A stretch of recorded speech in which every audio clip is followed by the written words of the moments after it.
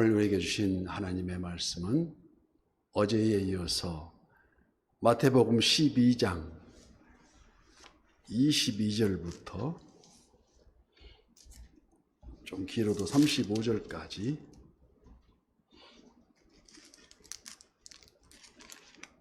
마태복음 12장 22절부터 35절까지 교독합니다.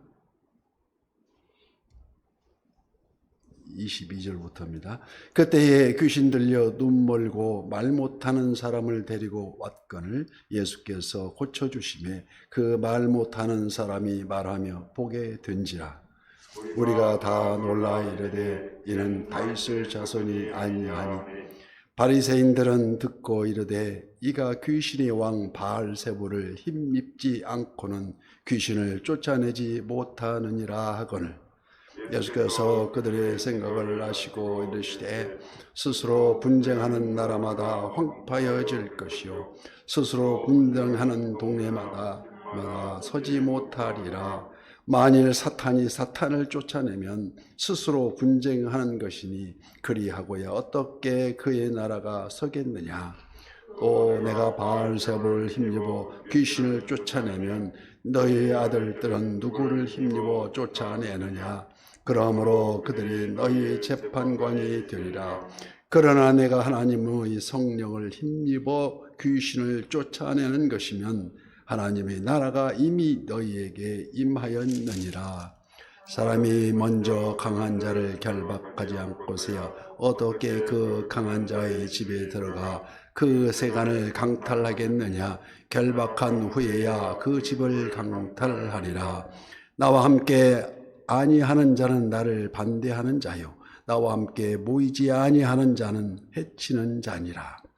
그러므로 내가 너희에게 이르노니 사람에 대한 모든 죄와 모독은 사하심을 얻되 성령을 모독하는 것은 사하심을 얻지 못하겠고 또 누구든지 말로 인자를 거역하면 사하심을 얻되 누구든지 말로 성령을 거역하면 이 세상과 오는 세상에서도 사하심을 얻지 못하리라. 나무도 좋고 열매도 좋다 하든지 나무도 좋지 않고 열매도 좋지 않다 하든지 하라. 그 열매로 나무를 아느니라. 독사의 자식들아 너희는 악하니 어떻게 선한 말을 할 수 있느냐. 이는 마음에 가득한 것을 입으로 말함이라. 선한 사람은 그 쌓은 손에서 선한 것을 내고 악한 사람은 그 쌓은 악에서 악한 것을 내느니라. 아멘. 오늘 시간도 실시간 유튜브를 통해서 기도의 향연 속에 새벽을 깨우는 우리 성도님들 모두 하나님의 평강과 풍성한 은혜를 축복합니다. 우리가 교독하고 있는 마태복음 12장에서는 세 가지 논쟁이 순서대로 기록되어 있습니다. 어제 말씀드린 안식일의 논쟁에 이어서 오늘은 병고침의 논쟁, 이적의 논쟁이라 하겠습니다. 세 번째는 표적에 대해서 논쟁합니다. 안식일 논쟁에서 예수님은 안식일의 주인이심을 엄숙히 선포하시고 내가 너희에게 이르노니 성전보다 더 큰 이가 여기 있느니라고 말씀하십니다. 이어서 오늘 보면 22절 말씀에 그때에 귀신 들려 눈 멀고 말 못하는 사람을 데리고 왔거늘 예수께서 고쳐주심에 그 말 못하는 사람이 말하여 보게 된지라. 그러자 오늘 24절 말씀과 같이 이렇게 합니다. 바리새인들은 듣고 이르되 이가 귀신 왕 바알세불을 힘입지 않고는 귀신을 쫓아내지 못하느니라고 하거늘 이렇게 말한다는 것입니다. 그 첫 번째 논쟁에서 주님은 스스로 안식일의 주인이심을 선포하신 때부터 탐욕과 권세에 누님은 그 유대 종교 지도자들, 특히 바리새인들, 예수님을 아예 죽이고자 결심하였고 호시탐탐 그 기회를 계속 노리고 있었던 것입니다. 그러나 예수님께서는 행하시는 놀라운 그 이적을 목격한 일반 대중들은 이는 다윗의 자손이 아니냐며 놀라면서 하나님께 영광을 돌리며 수많은 인파가 따르는 성령의 역사를 찬양합니다. 한편 귀신의 왕 바알세불이라 악의적으로 매도할 뿐만 아니라 고의적으로 성령의 역사를 사탄의 역사로 모독하고 있는 자들을, 이는 곧 예수님을 통하여 이루어지는 하나님의 나라를 받아들이지 못하도록 하는 일종의 악마의 계교라고 할 수밖에 없습니다. 이는 마치 아무리 전도의 손을 내밀어도 자기는 절대 하나님이 없다고 주장하면서, 아니면 내가 다 좀 더 세상에 있다가 죽기 한 몇 년 전 남겨놓고 꽁피 깼노라고 그런 사람하고 똑같습니다.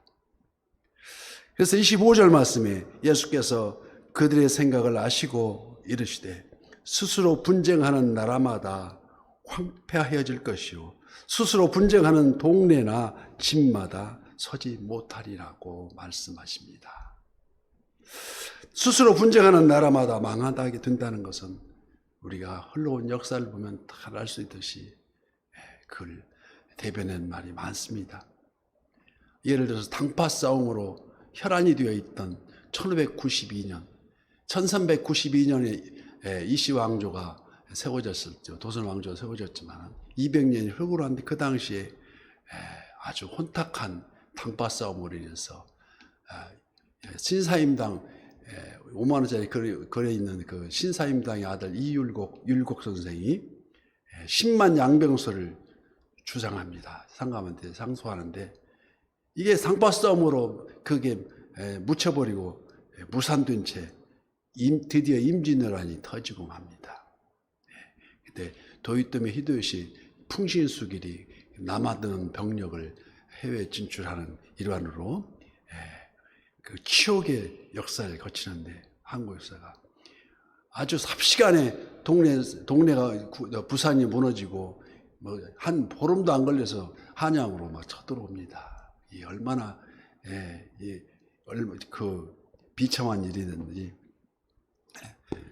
그 당시 선조 임금은 그 한양성을 비우고 평양으로 또 가게. 평양에서 다시 또 한양에서 점령되어 있다 하니까 다시 신의주로 건너가는 아주 그런 아주 험악한 꼴을 당하는데, 지금 중국과 지금 교류가 이루어지고 거기에 나중에 발견된 서신이 있었는데 그때 선조의 필체가 나와서 아주 한간에 참 창피한 일이 겪은 일이 있는데, 어떤 일이냐면 이순신 장군은 막 싸우고 있는 그 중인데 자기는 피난을 가가지고 그쪽 올라가면서 중국에다 서신을 보내는데, 내가 그쪽으로 귀화를 할 테니까 내 자리를 잘 받아주길 이렇게 받아달라는 그런 애걸하는 그런 서신을 발견하고 사학자들이 막 놀라는 경향을 봅니다. 그래서 아주 당시 성웅 이순신 장군마저 없었다면 아찔한 과거사가 되는 게 아니겠습니까? 드디어 또 이조 만렙에 드디어 일본한테 삼킴을 당하는, 그것도 역시 세도 정치 때문에 우리가 이렇게 아주 수모를 겪는 일입니다. 이처럼 만일 과거에 바리새인의 주장대로 예수님께서 사단의 힘을 빌어서 사단을 쫓아낸다면 사단의 나라가 서지 못할 것이 아니겠느냐고 반박하는, 오직 사단을 치니 사단판분이 우리가 기대할 것이 어디 있겠냐는 말씀입니다.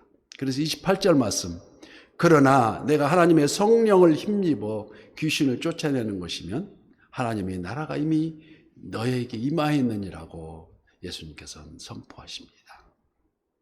이처럼 하나님의 나라는 말씀으로 우리에게 임하신다는 것입니다. 태초에 말씀이 계시듯이, 태초에 하나님이 천지를 창조하시니라, 이 얘기도 말씀으로 창조하신 것과 같이 태초에 말씀이 계십니다. 이 말씀이 하나님과 함께 계셨으니 이 말씀은 곧 하나님이시다고 요한복음을 기록한 요한은 피력합니다. 그래서 다시 말씀드리지만 그 말씀이 육신이 되어서 우리 가운데 거하심에 우리가 그의 영광을 보니 아버지의 독생자의 영광이요 은혜와 진리가 충만하더라. 그분이 누구십니까? 바로 예수님이십니다. 말씀이 육신 되신 분. 그분으로 말미암아 귀신이 쫓겨나가는 것은 하나님의 나라가 실제로 그들 가운데 하나님의 능력으로, 성령의 능력으로 임하는 것을 입증하고 있다는 것입니다. 그러나 바리새인들과 당시 종교 지도자들은 이 사실을 고의적으로 부인하고 있었습니다. 자신들이 지금 행하고 있는 종교적 교권에 눈이 멀어서 하나님의 성령의 역사를 도리어 사탄의 역사로 매도함으로써 예수님을 거절하고 있는 것입니다. 즉 예수님을 통해서 이루어지는 하나님의 나라를 거부하는 결과를 초래하고 있다는 것입니다. 그 비유를 들어서 오늘 본문 29절 말씀에 사람이 먼저 강한 자를 결박하지 않고서야 어떻게 그 강한 자의 집에 들어가 그 세간을 강탈하겠느냐. 결박한 후에야 그 집을 강탈하리라고 예수님은 설명하십니다. 이는 당연한 이치입니다. 예수님이 귀신을 쫓아냈다는 것은 이미 예수님께서 귀신의 왕을 정복하셔서 넘어뜨렸음을 이미 선포하고 계시는 것입니다. 하나님이 바알세불을 힘입어 일하신 것이 아니라 그보다 더 큰 능력으로, 그보다 더 강하신 성령의 능력으로 귀신을 결박하고 그 사단에 사로잡혀 눈멀고 벙어리 된 자를 구원해 주시는, 구원받은 바로 그곳이 하나님의 나라가 임하게 되는다는 것을 선포하고 계시는 것입니다. 바로 여기에서 우리는 두렵고 떨리는 마음으로 이어지는 말씀에 귀를 기울여야 합니다. 어떤 말씀입니까? 31절 말씀. 그러므로 내가 너희에게 이르노니 사람에 대한 모든 죄와 모독은 사하심을 얻되 성령을 모독하는 것을 사하심을 얻지 못하겠고 또 누구든지 말로 인자를 거역하면 사하심을 얻되 누구든지 말로 성령을 거역하면 이 세상과 오는 세상에서도 사하심을 얻지 못하리라고 우리 주님은 귀한 말씀을 하십니다. 여기 성령을 모독하는 죄란 예수 그리스도에 관한 증거하시는 그 성령의 능력을 믿지 못하고 끝까지 이를 거부하는 죄를 가리킵니다. 모른 채 하는 죄. 바리새인들과 종교 지도자들은 어이없이 바알세불에 힘입어 귀신을 쫓아내라고 성령의 능력을 사단의 역사로 매도하고 있는, 그러므로 우리가 잘 아는 고린도전서 12장 3절 말씀과 같이 또 성령에 의하지 아니하고는 예수님을 주라 시인할 수 없느니라. 입으로 주여 주여 하더라도 아무리 부르진다 하더라도 얘는 바로 천국 백성이 아니라는 것입니다. 누가 천국 백성입니까? 네. 우리가 잘 알듯이 마음을 다하고 뜻을 다하고 목숨을 다하여서 하나님을 사랑하되 내 뜻대로 행하는 자라야 들어가리라. 하나님의 나라. 누구의 뜻입니까? 성령 하나님의 뜻대로입니다. 그럼 우리를 향하신 그 마음을 조간하시는 성령을 소멸하지 말라는 것입니다. 그래서 그 성경은 소멸하지 말라는 그 비결을 제시하고 있습니다. 잘 알다시피 데살로니가전서 5장 16절 말씀, 항상 기뻐하라.